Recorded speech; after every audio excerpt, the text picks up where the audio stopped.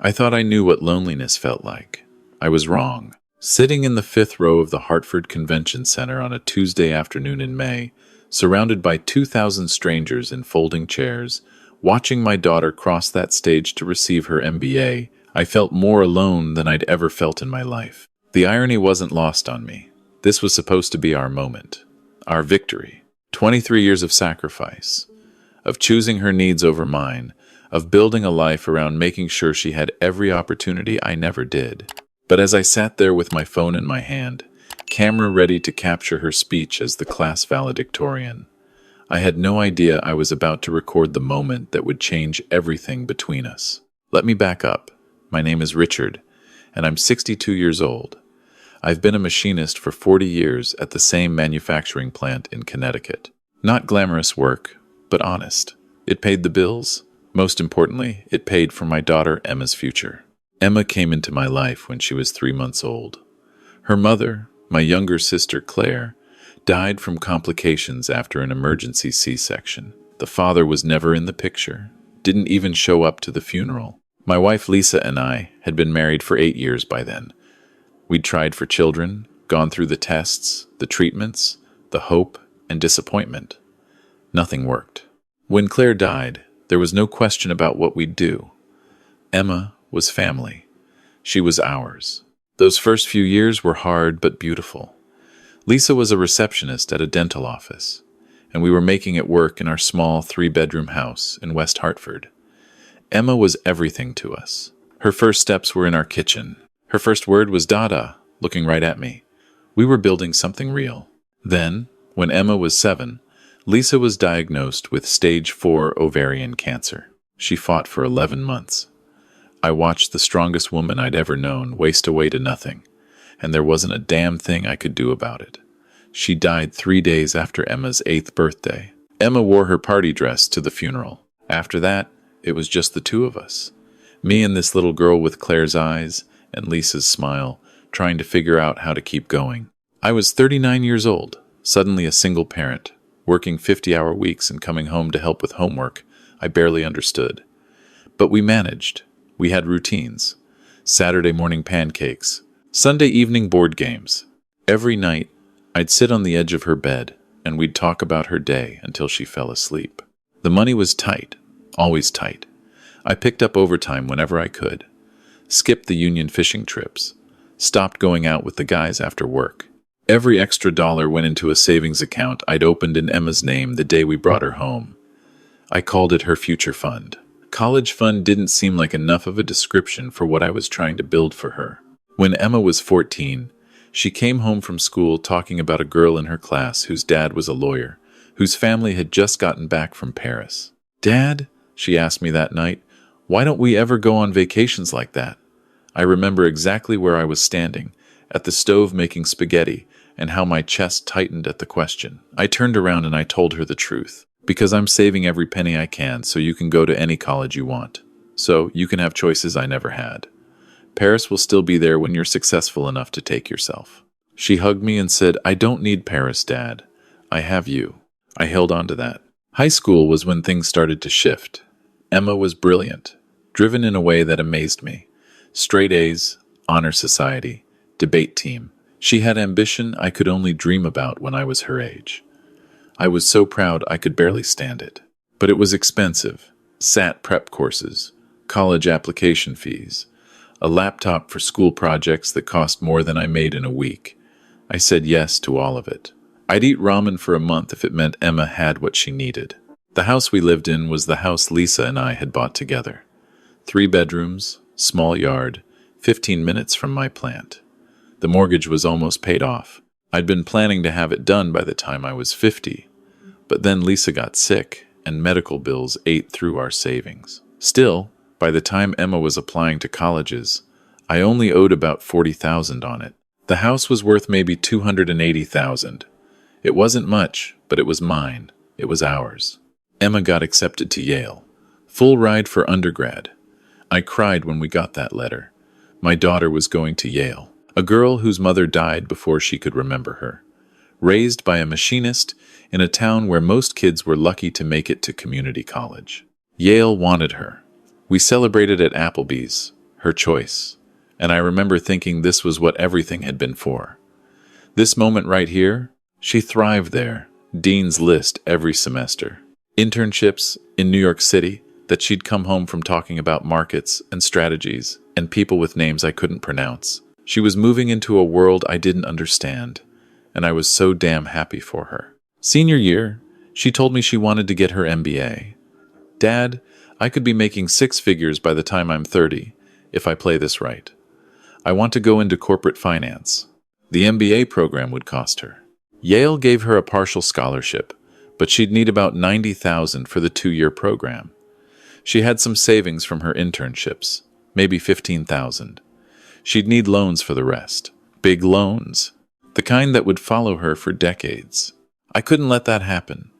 I couldn't let her start her brilliant career buried under that kind of debt. She'd worked too hard, given up too much of a normal childhood so I could work all those hours. This was my chance to set her up right. I refinanced the house, took out a home equity loan for $120,000, paid for her entire MBA program, and gave her an extra $30,000 for living expenses so she wouldn't have to work during school, could focus entirely on her studies. I didn't tell her about refinancing. I just told her I'd saved more than she knew, that I wanted her to have this. She cried and hugged me and said, "Dad, I'm going to make you so proud. I'm going to make all of this worth it." "You already have," I told her. The MBA program was intense.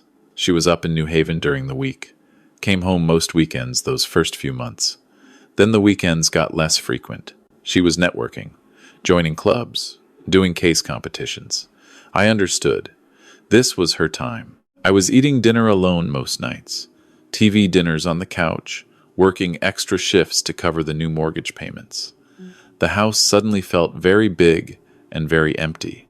In her second year, she did an internship at a hedge fund in Manhattan.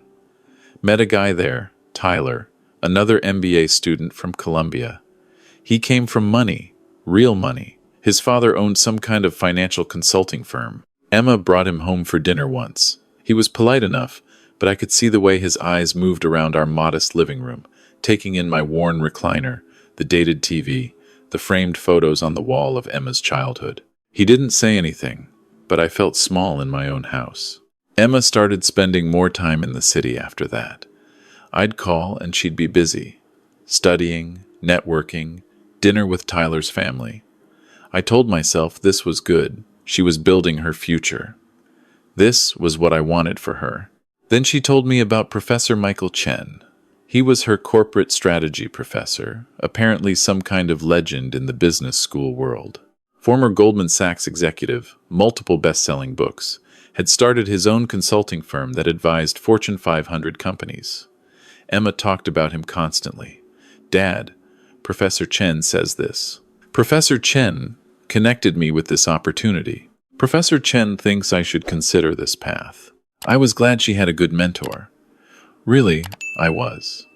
The program was supposed to prepare her for the real world, and having someone successful in her corner seemed like a blessing.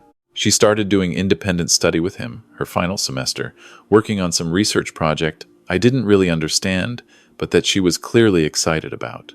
Graduation was approaching. Emma had accepted a position at a major investment firm in Manhattan, starting salary of $165,000 plus bonus potential. I nearly fell over when she told me. That was more than I'd made in any 3 years of my life combined. She'd done it. We'd done it. She called me in April, 6 weeks before graduation. "Dad, I have something amazing to tell you. I've been selected as the class valedictorian. I get to give a speech at the ceremony." I felt my eyes water right there on the phone. "Emma, that's incredible. I'm so proud of you, sweetheart. I want you there, Dad. Front row if possible. This is our day. None of this would have happened without you." I requested the day off work 3 months in advance. Bought a new shirt and tie. First new clothes I'd purchased in probably 4 years. Got my hair cut the day before. I drove up to Hartford the morning of the ceremony, 2 hours early, because I wanted to make sure I had a good seat.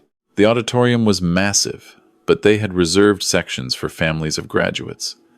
I found a seat in the 5th row, close enough to see everything clearly. The ceremony started at 2 p.m. There were speeches from the dean, from some alumni donor. the usual formalities. Then they announced Emma as the valedictorian, and my heart was pounding as I watched her walk to the podium. She looked beautiful in her cap and gown, professional, confident. Nothing like the little girl who used to sit in my lap during thunderstorms. I held up my phone to record. This was going to be the video I'd watch on bad days, on lonely nights, proof that everything had been worth it. Emma began speaking. She thanked the dean, the faculty, her classmates. She talked about the journey they'd all been on together, the challenges they'd faced, the growth they'd experienced. Then she said, "But I want to take a moment to thank someone who fundamentally changed the trajectory of my life." I sat up straighter. The camera was steady in my hands. 2 years ago, I walked into Professor Michael Chen's corporate strategy class, and I thought I understood business. I thought I knew what success looked like. But Professor Chen showed me that real excellence requires not just intelligence, but vision, courage, the willingness to take risks and trust in your own potential. She paused, and I could see her getting emotional. The audience was silent. Professor Chen became more than just a teacher to me. He became a mentor, a guide. And if I'm being completely honest, he became the father figure I needed at this critical point in my life. Someone who believed in me not just as a student, but as a future leader. Someone who challenged me to think bigger than I ever had before. Someone who saw potential in me that I didn't even see in myself. The world tilted. I felt like I'd been punched in the chest. "Professor Chen, you told me that I was capable of anything I set my mind to. You opened doors for me. You introduced me to people who will shape my career. You gave me confidence when I doubted myself. You were there for the late-night panics before presentations, the strategic advice on career choices, the honest conversations about what it takes to succeed in this field. You've been my champion, my advocate, and my guide through one of the most transformative periods of my life." I could see her looking towards someone in the front row, someone I couldn't quite make out from where I sat. I know I'm supposed to keep this short, but I can't move forward without acknowledging that the person I'm about to become, the career I'm about to start, the life I'm about to build, it's all been shaped by your guidance and belief in me. Thank you, Professor Chen, for being the father figure I needed to become the person I am today. The applause was thunderous. Emma was wiping tears. Other graduates were standing up. I sat completely still, phone still recording, watching my daughter on that stage thanking another man for being the father she needed. 23 years. 23 years I'd raised her, fed her, sat up with her when she was sick, helped her with homework. I had to teach myself first. Worked double shifts so she could have new school clothes, refinanced my house so she could be debt-free. Given up every personal dream, every comfort, every possible future for myself so she could have this moment. And I wasn't mentioned once. Not once. She talked about the sacrifices she'd made, the late nights studying, the social life she'd given up. She thanked her classmates for their support. She thanked Tyler, her boyfriend, for being her rock this past year. She thanked Professor Chen again in her closing remarks. My name never came up. I might as well have not existed. The ceremony continued, but I didn't see any of it. I was somewhere else entirely, my mind replaying every sacrifice, every choice, every moment I'd put her first. The morning I'd gone to work with the flu because I couldn't afford to lose the pay. The Christmases I'd asked for nothing, so she could have everything on her list. The vacation I'd been saving for, just for me, that I'd emptied to pay for her summer program before junior year of high school. The nights I'd eaten cereal for dinner so she could have proper meals. The dates I'd turned down, the relationships I'd never pursued because I was too busy being her father. Being her father, the father she needed. Apparently, I wasn't. When the ceremony ended, people flooded toward the exits and the reception area. I sat in my seat. I don't know for how long. Eventually, my phone rang. "Emma, Dad, did you see it? I can't believe I got through the whole thing without completely breaking down. Where are you? We're taking photos outside. Professor Chen wants to meet you." Something in my voice must have been off when I said, "I'm still inside. I'll find you in a bit." "Okay, but hurry. Tyler's parents are here too, and I want you to meet them. Oh, and Professor Chen brought his wife. This is so exciting." She hung up. I looked at the phone in my hand. I looked at the video I'd recorded, 12 minutes and 37 seconds of my daughter thanking everyone except me. I stood up. My legs felt strange, like they weren't quite connected to my body properly. I walked to the exit, past families hugging, past graduates laughing, past a world that suddenly felt completely foreign. I found Emma outside, surrounded by a crowd. She was radiant, glowing with accomplishment. Tyler had his arm around her.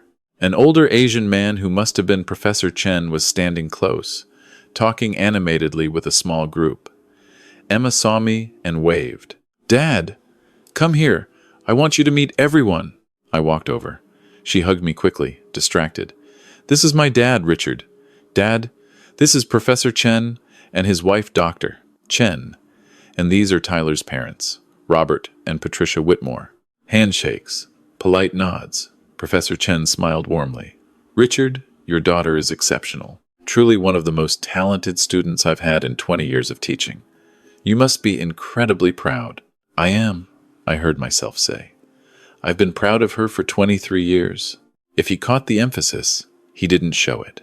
Well, she's going to do remarkable things. I've already connected her with several colleagues at her new firm. She's going to rise fast." Emma was beaming. Tyler's mother was asking her about her new apartment in Manhattan. Someone was taking photos. I stood at the edge of the group, watching my daughter in the center of her new world, and I realized something with perfect clarity. I didn't belong here. I'd done my job. I'd gotten her to this point. But this life she was about to live, this glossy, expensive, sophisticated life, there was no room in it for a machinist from West Hartford who wore a 10-year-old suit to his daughter's graduation. "Dad, we're all going to dinner at this amazing restaurant Professor Chen recommended. Can you come?" Emma asked, still glowing. "I have to work tomorrow. Early shift. I should get back." The lie came easily. "Oh." For just a second, I saw disappointment cross her face. Then it was gone. "Okay. Well, thank you so much for coming. It meant everything to me that you were here. Everything." The word felt hollow. I hugged her goodbye, shook hands with everyone again, walked to my car in the parking garage, sat behind the wheel for 20 minutes before I could bring myself to start the engine. The drive home was 2 hours of silence.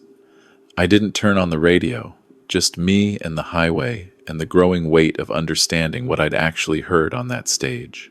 I got home to my empty house at 8:30, made a sandwich I didn't eat, sat in my recliner, and opened my laptop. I hadn't been planning to do this, but my fingers were moving before I could think about it. I logged into my bank account, the savings account in Emma's name that I'd been contributing to for 23 years. There was $183,412 in it.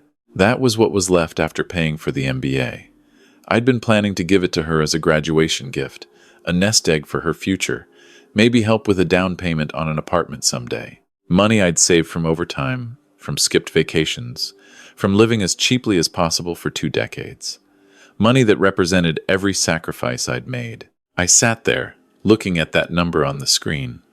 Then I opened another window and logged into Emma's bank account. I'd been a joint owner since she was a baby, though I'd never used that access for anything except depositing birthday money from relatives. She had about $12,000 in her checking account, probably left over from her last internship. I transferred the entire $183,412 from the savings account into her checking. Then I wrote an email. "Emma, I've transferred your full inheritance early. This is money I've been saving for you since you were a baby. It's yours, completely. Use it for your apartment, your future, whatever you need. You've worked hard and you deserve every success. I'm removing myself as a joint owner on your accounts. You're starting your adult life, and you should have complete independence. I'm proud of the woman you've become. Love, Dad." I hit send before I could second guess it. Then I went into the bank settings and removed myself from her accounts. I deleted her contact information from my beneficiaries. I sat there in the silence of my living room, the house that now had a mortgage I'd be paying until I was 75 years old, and I felt something that might have been relief or might have been the complete absence of feeling anything at all. My phone rang 30 minutes later. Emma. I didn't answer. It rang again and again. Then texts started coming through. Dad, what is this? Why did you send this email? Dad, answer your phone. Dad, I don't understand. Are you okay? Dad, you're scaring me. Please call me back. I turned off my phone, went upstairs to my bedroom, lay down on the bed, and stared at the ceiling until light started coming through the windows. The next few days were strange. I went to work, came home, made dinner, watched TV, ignored my phone, which I'd turned back on but kept on silent. Emma called 17 times the first day, 12 the second day, 8 the third day. Tyler called twice. Even Professor Chen called once, which almost made me laugh. I didn't answer any of them. Emma sent texts that grew increasingly frantic. Dad, please, I need to know you're okay. I'm so sorry if I hurt you. Please just talk to me. Dad, I'm worried sick. On the fourth day, I finally sent one text back. I'm fine. Enjoy your new life. You've earned it. She called immediately. I didn't answer. The voicemail she left was tearful. Dad, I don't understand what's happening. Did I do something wrong? Please talk to me. I love you. I need you to explain what's going on. I deleted it without finishing listening. A week after graduation, she drove down to the house. I saw her car pull up, and I went upstairs to my bedroom, locked the door. She knocked on the front door for 5 minutes. Then she called my phone from the driveway. I watched from my window as she sat in her car for an hour before finally driving away. She left a note tucked in the screen door. Dad, I love you. Whatever I did, I'm so sorry. Please let me make it right. You're my father. You're everything to me. Please don't shut me out like this. I read it once, then threw it away. The weeks passed. Emma started her new job in Manhattan. She moved into an expensive apartment in the financial district with Tyler. I knew this because she sent me an email with her new address. In case you want to visit. Or in case you need anything. Dad, I miss you so much. Please tell me what I did wrong. I didn't respond. My coworkers noticed I'd gotten quieter. My supervisor asked if everything was okay. I told him I was fine, just getting older, more tired. They threw me a small party when I hit my 40-year anniversary at the plant in July. Cake in the break room, handshakes, a plaque with my name on it. I went home alone and put the plaque in a drawer. Summer turned to fall. Emma's texts came less frequently, maybe twice a week instead of daily. They were still loving, still confused, still apologizing for something she didn't even understand she'd done. Each one was a small knife. I read them all, responded to none. In October, she sent a long email. She'd been thinking a lot, she said, trying to understand what had happened. She talked about the graduation speech, asked if that's what had hurt me. Dad, if that's what this is about, I need you to understand that Professor Chen was incredibly important to my education and my career prospects, but he's not my father. He could never be my father. You raised me. You loved me. You gave me everything. I was just trying to acknowledge someone who helped me professionally. It wasn't meant to diminish you or what you've done for me. Please, Dad. I can't stand this silence. I can't stand not having you in my life. You're all I have. I read that email 5 times. Almost called her. Didn't. November came. Thanksgiving. Emma sent a text asking if I wanted to come to the city. She and Tyler would cook dinner. When I didn't respond, she asked if she could come home. I texted back, I have plans. I spent Thanksgiving eating a turkey sandwich and watching football alone. My phone stayed silent all day, and somehow that hurt worse than the texts. December. The first real snow. Emma sent a photo of the city covered in white. Remember when you'd take me sledding at Elizabeth Park? I miss those days. I miss you, Dad. I looked at that photo for a long time. I did remember. She couldn't have been more than 6, bundled up in a pink snowsuit that was slightly too big, shrieking with joy every time we went down the hill. Lisa had been alive then. We'd been a family. Christmas approached. Emma sent an invitation to a holiday party she and Tyler were hosting. Then, when I didn't respond, she asked if she could come home Christmas morning, just for an hour, just to see me. I didn't answer. On Christmas Eve, my phone rang. Not Emma, a number I didn't recognize with a New York area code. I almost didn't answer, but something made me pick up. Mr. Hartley, this is Tyler Whitmore, Emma's boyfriend. I know who you are. Sir, I'm calling because I'm worried about Emma. She's not doing well. She barely eats. She can't sleep. She cries almost every night. She's excelling at work, but she's completely miserable because she doesn't understand why her father won't speak to her. I know this isn't my place, but whatever happened, whatever she did, she's devastated. She loves you more than anyone in the world. Then she has a funny way of showing it, I said, and hung up. I sat in my living room that night, looking at the small Christmas tree I'd put up more out of habit than any real holiday spirit, and I let myself really think about what I was doing. Emma was suffering. That much was clear. She'd apologized, tried to fix things, begged for a chance to make things right. But every time I thought about calling her, I heard her voice from that stage, the father figure I needed.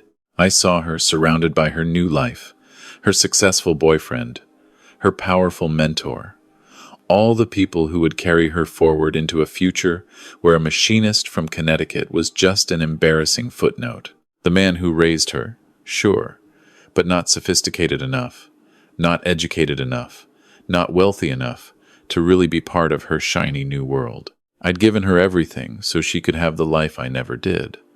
And she'd succeeded. She'd gotten exactly what I wanted for her. The fact that it meant growing beyond me, that was the point, wasn't it? That was what I'd sacrificed for. So why did it hurt so goddamn much? New Year's came and went. I worked overtime on New Year's Eve. Time and a half. Might as well. Came home at midnight to a dark, cold house. Made a resolution. Move on. She had her life. I had mine. This was just how it was going to be. January. February. The texts from Emma had slowed to once a week, usually just, I love you, Dad, with no expectation of a response. Each one felt like a little death. Then, in early March, almost 10 months after graduation, I got a different kind of message. An email, long and detailed. Emma's voice, but different, more mature, more aware. Dad, I've been doing a lot of therapy. I need you to know that first. I started going in July because I was falling apart, and I didn't know how to fix what was broken between us. My therapist has helped me understand some things. I need to tell you what I've figured out. Even if you never respond, I need you to know that I finally understand. I watched my graduation speech again last week. Really watched it. I heard the words I said about Professor Chen being the father figure I needed. And Dad, I understand now why you disappeared. I understand what that must have felt like to hear. You raised me. You sacrificed everything for me. You were my father in every way that mattered, and I stood on that stage and thanked someone else for filling that role. I was so stupid, so thoughtlessly cruel. I was caught up in the excitement of my success, in impressing my new world, in showing everyone how sophisticated and connected I'd become. Professor Chen was important to my career, yes, but calling him a father figure when my real father was sitting in that audience? Dad, I can't imagine how that felt. Actually, that's not true. I can imagine it now. It must have felt like 23 years of love meant nothing.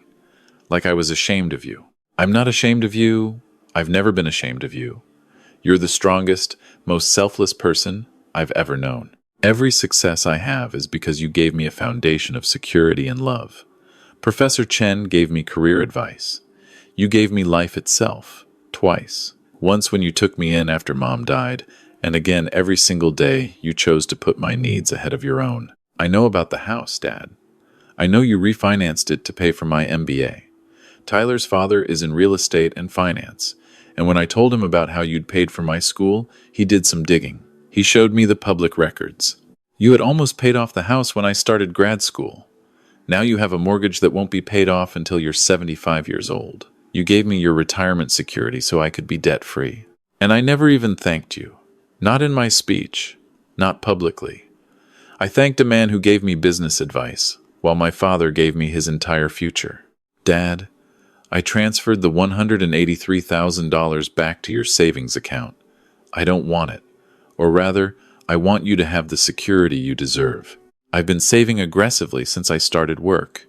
I can build my own nest egg. You shouldn't be working until you're 75 because of me. But more than the money, I want my father back. I want to hear your voice.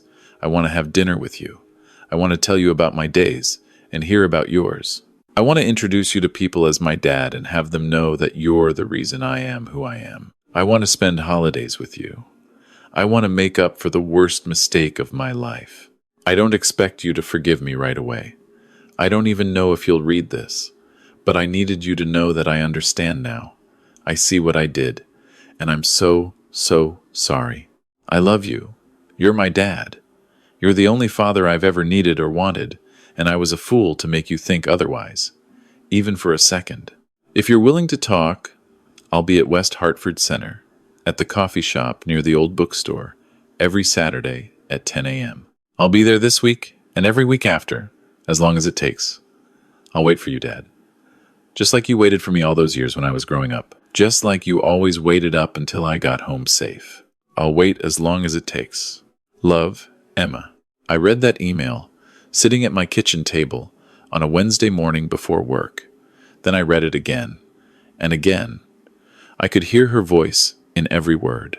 Could see her sitting at her expensive desk in her Manhattan apartment, trying to find the words to reach me across the canyon I'd put between us. I thought about the house, the mortgage, the decades of payments ahead of me.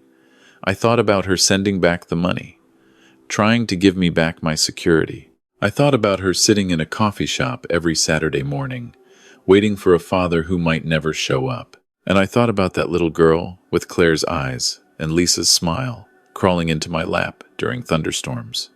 The teenager asking me to teach her how to change a tire. The young woman calling me from college, homesick and overwhelmed. My daughter, my Emma. She'd made a mistake. A big one. A painful one.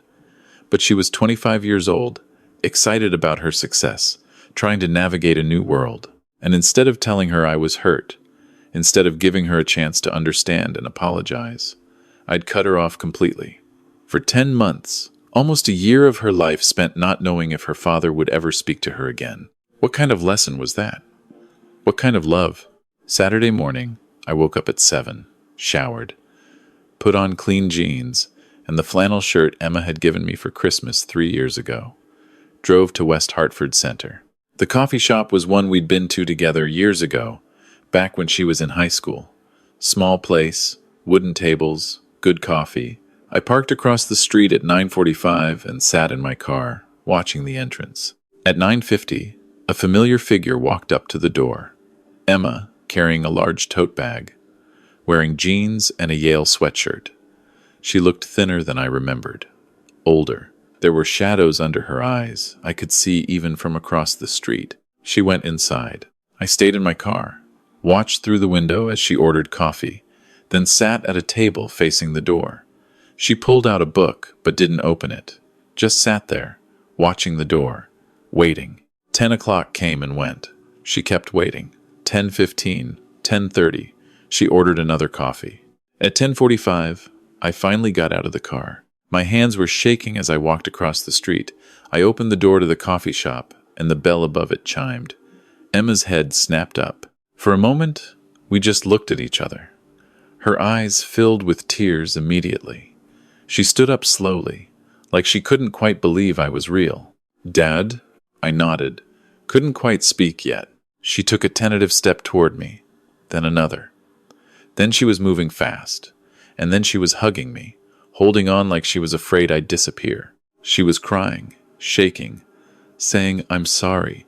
I'm so sorry, Dad. I'm so sorry," over and over. I wrapped my arms around her. "My daughter, my Emma. I know, sweetheart, I know." We stood there in the doorway of that coffee shop for a long time, both of us crying, both of us holding on. Other customers moved around us. Someone held the door open. Neither of us cared. Finally, we sat down at her table. She couldn't stop looking at me, like I might vanish if she looked away. "I didn't think you'd come. I've been here every Saturday, and I thought maybe today wouldn't be the day either. But I was going to keep coming. I was going to come every week for as long as it took." "I got your email on Wednesday," I said. "It took me a few days to work up the courage." "Did you get the money?" "I transferred it back to your account." "Emma, that's your money. I saved it for you. No, Dad. You saved it by sacrificing your retirement. I'm not taking your future. I have a good job. I can save my own money. Please, let me do this one thing to start making this right.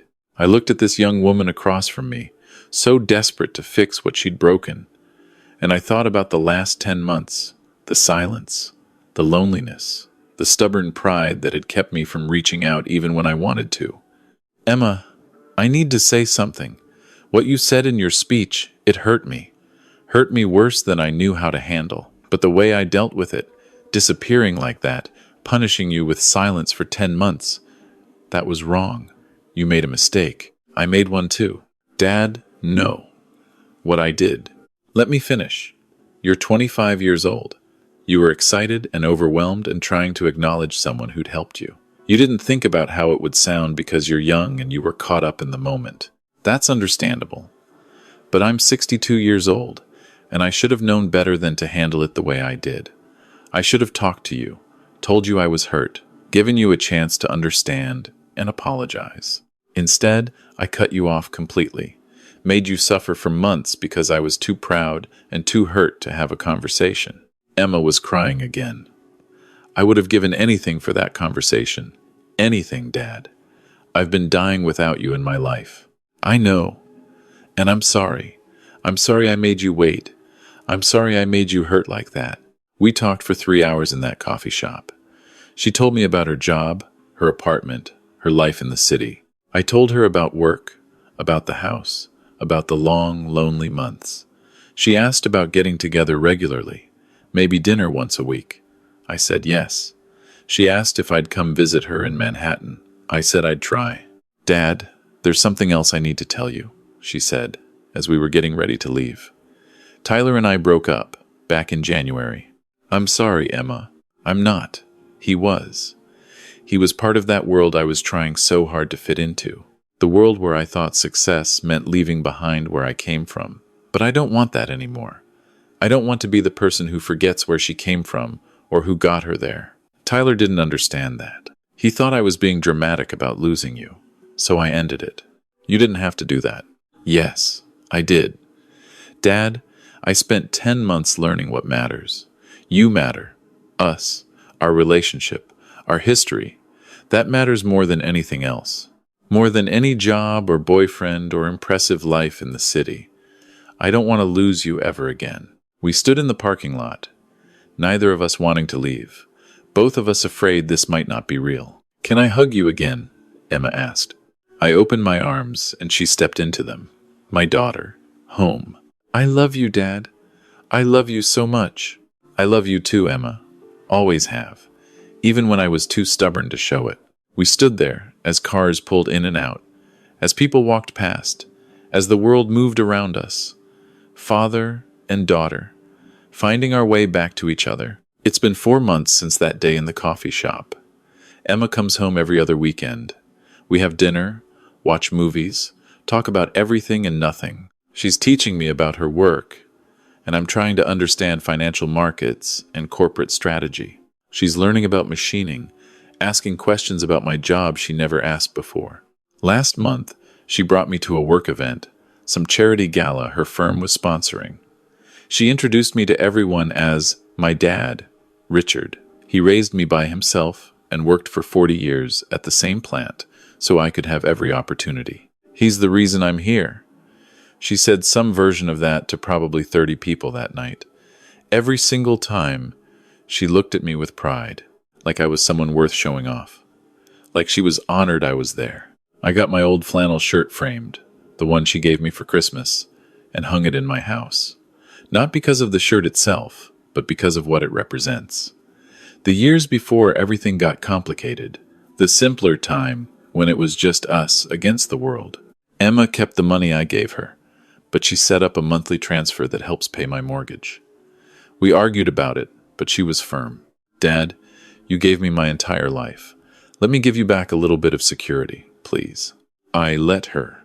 Last week, we were having dinner at my house, spaghetti like old times, and Emma looked across the table at me and said, Dad, I was thinking, for my next big work event, there's going to be a speech component. Would you help me write it? I want to make sure I get it right this time. What's the event? I'm being promoted to vice president, youngest in the firm's history. There's going to be a ceremony, and they've asked me to say a few words about my journey and who helped me get here. I felt my chest tighten, just a little. Old wounds. Emma, you don't have to. Dad. She reached across the table and took my hand. I know exactly what I'm going to say. I just want your help making sure I say it right. Because this time, I'm going to talk about the man who gave up everything so I could have anything. The man who taught me what real sacrifice looks like. The man who showed me that love isn't about grand gestures or impressive credentials. It's about showing up every single day, no matter how hard it gets. She paused, squeezed my hand. I'm going to talk about my father, my real father, the only one I've ever needed or will ever need. I just want to make sure I do it justice this time. I couldn't speak, just held her hand and nodded. And Dad, I want you in the front row, where you should have been the first time. So in 3 weeks, I'll put on my new suit, the one Emma insisted on buying me, and I'll drive into Manhattan.